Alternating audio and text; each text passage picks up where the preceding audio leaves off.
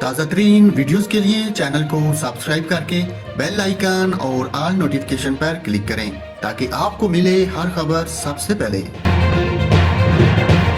ناظرین، کراچی کی 17 سالہ علیشہ ہمت اور حوصلے کی مثال بن گئی۔ 6 ماہ قبل والد کا انتقال ہونے کے بعد جب گھر میں فاقوں کی نوبت آئی تو کسی اور کی مدد لینے کی بجائے والد کا رکشہ چلانا شروع کر دیا۔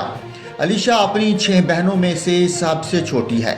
ان کی 4 بہنوں کی شادی ہو چکی ہے، جبکہ وہ اپنی والدہ اور ایک بہن کے ہمراہ کراچی کے علاقے شاہ فیصل کالونی میں کرائے کے گھر میں رہتی ہیں۔